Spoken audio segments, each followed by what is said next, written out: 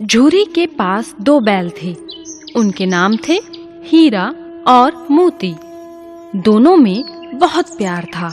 वे नाद में एक साथ मुंह डालते और एक ही साथ मुंह हटाते। झूरी भी उनके चारे पानी का बड़ा ध्यान रखता। वह कभी भी उन्हें मारता पीटता नहीं था। इस कारण दोनों बैल भी झूरी को बहुत प्यार करते थे। एक बार झूरी की पत्नी का भाई गया दोनों बैलों को अपने साथ गांव ले जाने लगा। बैलों को बड़ा आश्चर्य हुआ कि वह उन्हें क्यों और कहां लिए जा रहा है। रास्ते में उन्होंने उसे बहुत तंग किया। मोती बाएं भागता तो हीरा दाएं। किसी प्रकार दोनों को लेकर गया अपने घर पहुंचा।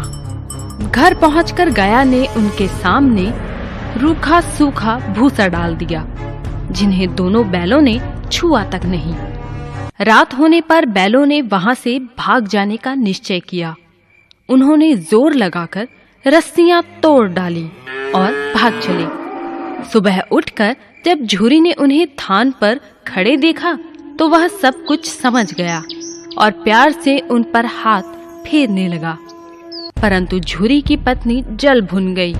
उसने उनके सामने रूखा सूखा भूसा डाल दिया।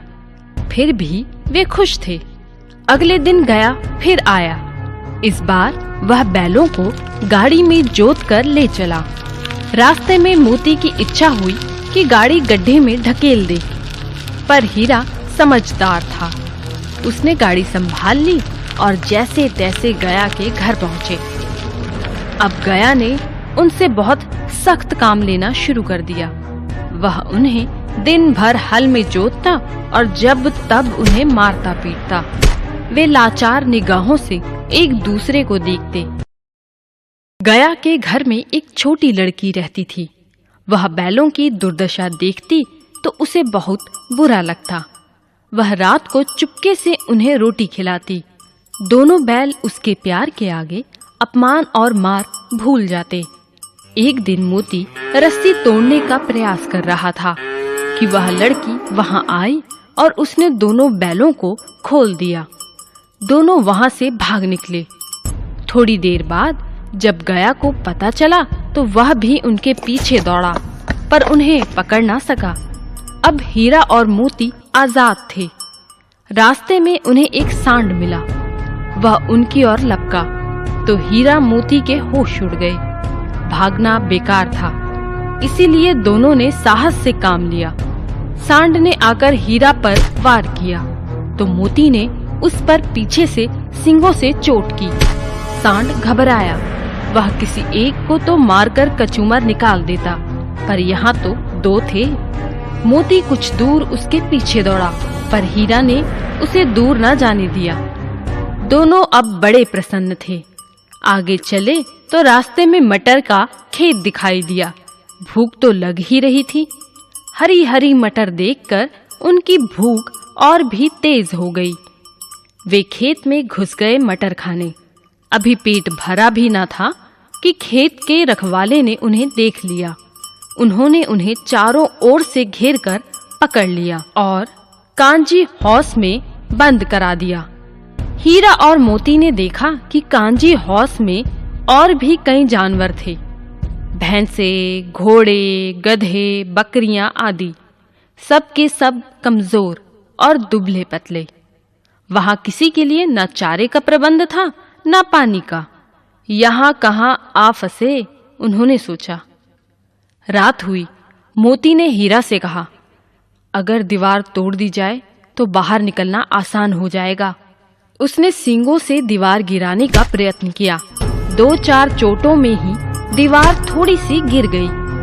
उसका उत्साह बढ़ा तो उसने और जोर से चोटें लगानी शुरू की। दीवार में रास्ता बनते ही पहले तो घोड़े भागे, फिर भैंसे और बकरियां।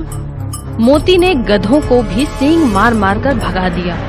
उसने हीरा से भी भाग चलने को कहा, पर हीरा ने मना कर दिया।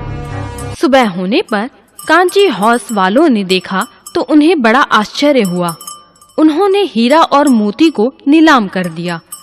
नीलामी में सबसे ऊंची बोली बोलकर एक व्यापारी उन्हें खरीद ले गया। उन दोनों को अपने गांव की ओर ले चला। मार खाते-खाते और भूख सहते-सहते दोनों बहुत कमजोर हो गए थे। उनकी हड्डियां निकल आई थी। भूख प्यास से व्याकुल बैलों में कुछ भी दम बाकी नहीं था। वे चुपचाप व्यापारी के साथ चलने लगे। रास्ता उन्हें जाना पहचाना लगा तो न जाने कहां से दम आ गया। वे दोनों तेजी से भागे, आगे आगे बैल, पीछे पीछे व्यापारी। पर जब तक वह उन्हें पकड़े तब तक दोनों बैल अपने घर पहुंच चुके थे। बैलों को वापस देखकर झूरी को बड़ी खुशी हुई। वह उनसे लिपट गया। इतने में व्यापारी भी वहां आ पहुंचा और उन्हें मांगने लगा। मोती ने आव देखा ना ताव, वह व्यापारी पर झपटा।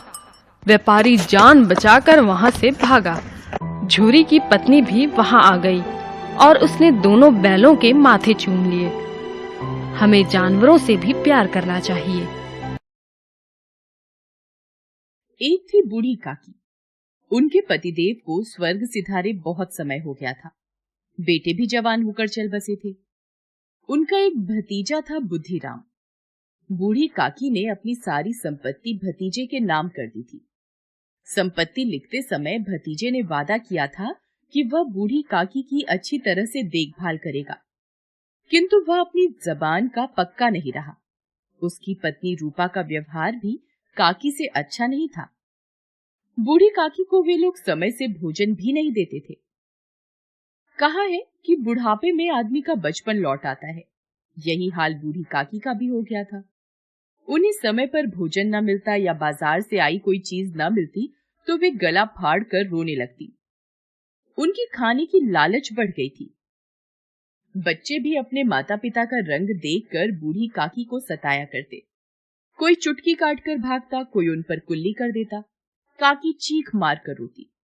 पूरे परिवार में बुद्धिराम की छोटी लड़की लाडली ही बूढ़ी काकी के प्रति प्रेम रखती थी। एक बार की बात है, बुद्धिराम के बड़े लड़के का तिलक था। द्वार पर शहनाई बज रही थी। चारपाइयों पर मेहमान विश्राम कर रहे थे। घर की स्त्रियां गा रही थीं। भट्टियों पर कड़ाह चढ़े थे। पूड़ी कचौड़ियां निकल रही थी। मसालेदार तरकारी पक रही थी।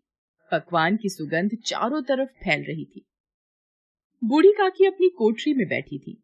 भोजन की खुशबू उनकी नाक तक पहुंच रही थी। मन ही मन बोली, आह कैसी सुगंध है, पर अब मुझे कौन पूछता है। जब रोटियां ही नहीं मिलती तब ऐसे भाग्य कहाँ कि भरपूर पूड़ियां मिले। बूढ़ी काकी से रहा नहीं गया। वे धीरे धीरे सरकती हुई बड़ी कठिनाई से चोखर से उतरी और धीरे धीरे रेंगती हुई कड़ाह के पास आ बैठी। रूपा तैयारियों में व्यस्त थी। उसे सांस लेने की फुर्सत न थी। सुबह से ही आराम नहीं मिला था। वह झल्लाती हुई थी। इस अवस्था में उसने बूढ़ी काकी को कड़ाह के पास देखा तो गुस्से में काकी को दोनों हाथों से झटक कर बोली, ऐसे पेट में आग लगे, पेट है या भार? कोठरी में बैठते हुए क्या दम घुटता था? अभी मेहमानों ने नहीं खाया, भगवान को भोग नहीं लगा, तब तक धैर्य न हो सका। आकर छाती पर सवार हो गई। भला चाहती हो तो जाकर कोठरी में बैठो। जब घर के लोग खाने लगेंगे तो तुम्हें भी मिलेगा। तुम कोई देवी नहीं हो कि तुम्हारी पूजा पहले ही हो जाए। बूढ़ी काकी अपनी कोठरी में लौट आई। उन्हें अपनी जल्दबाजी पर पश्चाताप हो रहा था। उन्होंने सोचा, अब जब तक बुलावा न आएगा नहीं जाऊंगी। वो मन ही मन बुलाने की प्रतीक्षा करने लगी। एक एक पल युग के समान बीत रहा था। वह धीरे धीरे गुनगुनाने लगी। कुछ देर बाद उन्हें लगा कि गुनगुनाते हुए बहुत समय बीत गया। किसी की आवाज भी सुनाई नहीं पड़ रही थी। अवश्य ही लोग खा पीकर चले गए होंगे। मुझे कोई बुलाने नहीं आया। रूपा सोचती होगी कि मैं कोई मेहमान तो हूं नहीं कि मुझे बुलाया जाए। बूढ़ी काकी चलने को तैयार हो गई।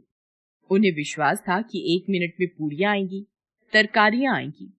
उन्होंने सोचा, पहले तरकारी से पूरी खाऊंगी, फिर दही और शक्कर से कचौड़ियां रायते के साथ मजेदार मालूम होगी। मैं तो मांग मांग कर खाऊंगी। मेहमान मंडली अभी बैठी थी। कोई खाकर उंगलियां चाटता था, कोई दही खाकर चटकारे मार रहा था। बूढ़ी काकी रेंगती हुई उनके बीच जा पहुंची। कई लोग चौंक कर उठ खड़े हुए, पुकारने लगे, अरे बुढ़िया कौन है? यहाँ कहाँ से आ गई? देखो किसी को छू न दे। पंडित बुद्धिराम ने थाल को जमीन पर पटक दिया, लपक कर काकी को उठाया और अंधेरी कोठरी में लाकर पटक दिया। मेहमानों ने भोजन किया, घर वालों ने भोजन किया, परंतु बूढ़ी काकी को किसी ने नहीं पूछा। सबने काकी को दंड देने का फैसला लिया। रात 11 बज गए थे। रूपा आंगन में पड़ी रही थी, पर लाडली की आंखों में नींद नहीं थी। उसने अपने हिस्से की पूड़ियां पिटारी में रख दी थी। जब उसे विश्वास हो गया कि अम्मा सो रही है, तो अपनी पिटारी उठाई और बूढ़ी काकी की कोठरी की ओर चल दी। सहसा कानों में आवाज आई, काकी उठो, मैं पूड़ियां लाई हूं। काकी लाडली की बोली पहचान कर झटपट उठ बैठी। लाडली को टटोला और उसे गोद में बैठा लिया। लाडली ने पूड़ियां पिटारी से निकालकर काकी को दी। काकी ने पूछा, क्या तुम्हारी अम्मा ने दी है? नहीं, यह मेरे हिस्से की है। काकी ने 5 मिनट में पिटारी की पूड़ियां खा ली। काकी पेट भर क्या? नहीं बेटी, जाकर अम्मा से और मांग लाओ। अम्मा सोती है, जगाऊंगी तो मारेंगी। काकी की भूख बढ़ गई थी। पिटारी की खुरचन टटोला, खुरचन गई। उनका हृदय महसूस रहा था कि पूड़ियां कैसे पाऊं। उनके संतोष का बांध टूट रहा था। उचित अनुचित का विचार जाता रहा। वे लाडली से बोली, मेरा हाथ पकड़कर वहां ले चलो जहां मेहमानों ने बैठकर भोजन किया है। लाडली ने काकी का हाथ पकड़ा और जूठे पत्तलों के पास ले जाकर बैठा दिया।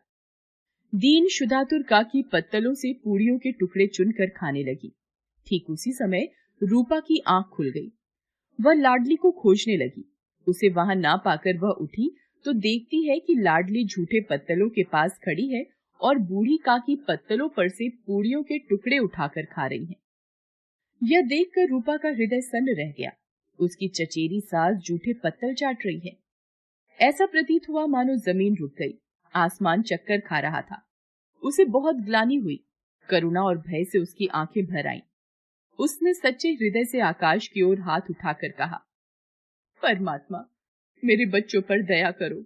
इस अधर्म का दंड मुझे मत दो, नहीं तो मेरा सत्यानाश हो जाएगा। वह सोचने लगी, हाय कितनी निर्दयी हूँ। जिसकी संपत्ति से मुझे इतनी आय हो रही है, उसकी ये दुर्गति। मुझसे बड़ी भारी चूक हो गई।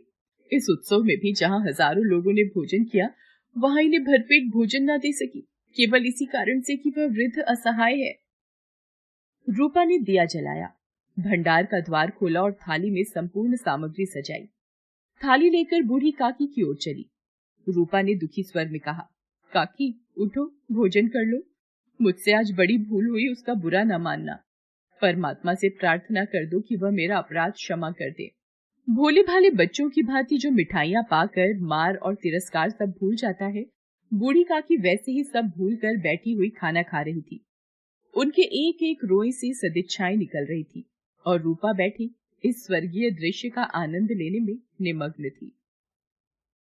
हेलो दोस्तों, कैसे हैं आप सब? हमारी कहानियां देखने के लिए हमारे चैनल को सब्सक्राइब कीजिए और हाँ, बेल आइकॉन पर क्लिक करना मत भूलिएगा।